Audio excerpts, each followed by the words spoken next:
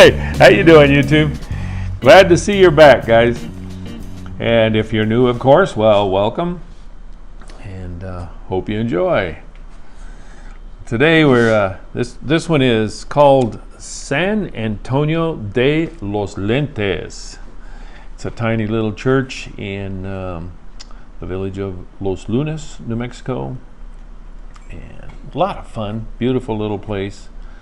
Cute, very small, very small. I wouldn't imagine, I don't know that they could fit 40 people in there, maybe. But I've never been inside the place. I have been obviously on the outside a few times, and I've painted it. I've plein air painted it in oil a couple of times. I really like the location. It's a cutie. So this one, again, I am using, well, you can see I did the grease pencil there, the little blue pencils, and I don't know, they were pretty light, but I did make a few vertical lines for those of you who are artists and want to draw. I kind of, just to help keep me straight, I put a vertical lines where the steeples go, just so I'd have like some kind of center line. I did get a little bit of information. I haven't really studied the church. I got a little information out of a book that I've mentioned before. This is Images of America, and it's called Catholics Along the Rio Grande. It's by John Taylor, and the foreword is by Richard Meltzer.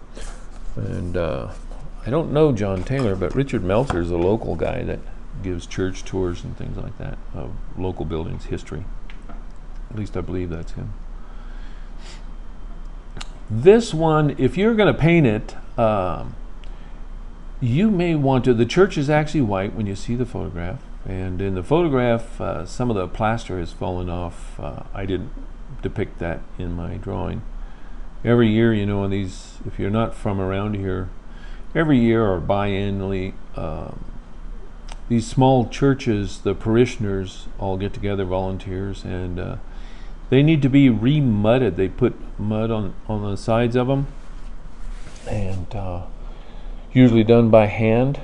It's quite a process. Anyway, something must have gone wrong because a big chunk of it fell off on this one. They painted the mud white. They painted the church white this time, which I really like. It's a beautiful little church. But in saying that, I painted it light blue. You may want to, because it was in the sunshine, it might be just as much fun to paint it a little bit more realistic by painting it in warm tones on the sun side and cool tones in the shade side. I just did the whole thing in blue because I want to put a warm background. The whole background is warm, so I wanted the church to stand out a little bit, and I could have probably gotten away with not even painting the white, but I like to put a little something on most of it. In the future, something has happened with the camera. I've noticed in the last couple of videos with my camera stand, I think my head is showing up more and more in the videos, so I will try to adjust that and get it changed up before the next video, before we do another one. I don't know how many of you are actually drawing or following along, but the pen, again, I think we're using the Jack Reacher there. We used it. Now, of course, I'm painting it in, but and I think I'm just using cerulean blue. But yeah, the Jack Reacher, again, I'm falling in love with that one because a Buck, my other, the amber ink pen, is starting to have problems again. It still works great, but it is gathering ink on the nib. So sooner or later, I'll have to send it in for a tune-up.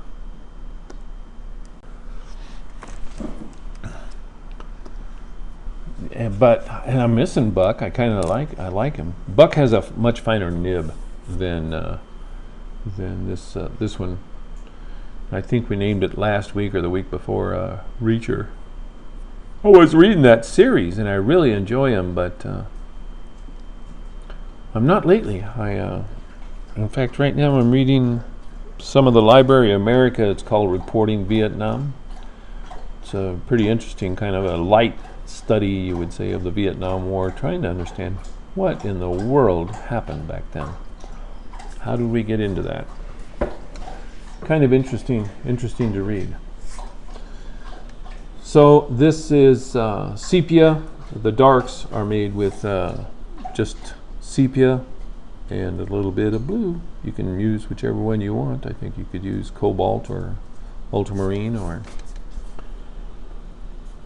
whichever one. It all works well. You know, these churches do, as they modernize. Now this one, I don't know, did I say? This one I believe was built in 1789, and it's in the little village of Los Lentes, which is really kind of part of Los Lunas these days, all mashed together. On Los Lentes Road.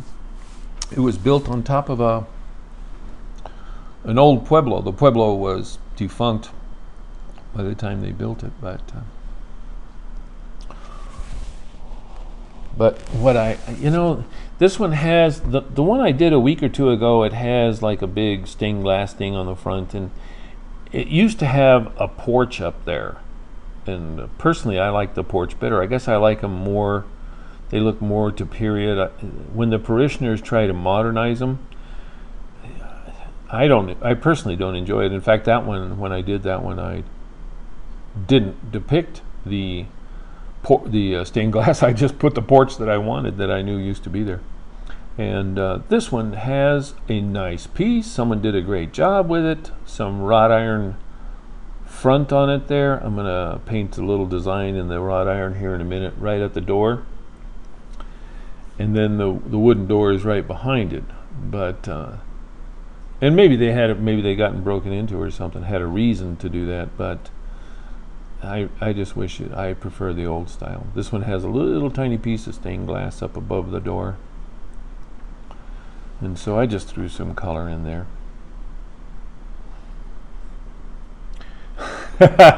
You know, I don't frame these, and I usually throw a mat on them for you guys, you know, just so you can have a look.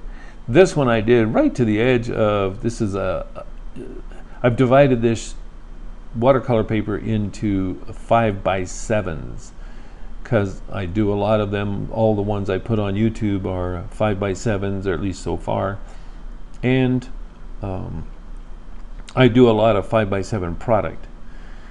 And typically I don't frame these, though. I just put the mat on so you can have an idea of what it would look like in a mat. I make postcards out of some of them, but anyway, and I'm doing a new, for the ones that I am doing for sale, I'm doing a new borderless. It doesn't have a mat on it, it's a frame. So anyway, it's kind of funny. When I put the mat on here, you'll see it doesn't really fit. So I guess if I wanted to mat it, I'd have to cut a bigger mat. There I am, straightening that out. That's just a little bit of opaque Chinese white, not watercolor, but opaque paint. There's that music again. That means I've got to go. Listen, I appreciate you watching. I hope you enjoy it. If you get a chance, get down there and have a look at this one.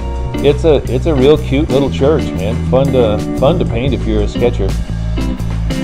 Have a great one. Do something safe and do something creative if you get the chance. Get out there and enjoy the day. Like, subscribe, share, and I will see you on the next one, guys. Take care now.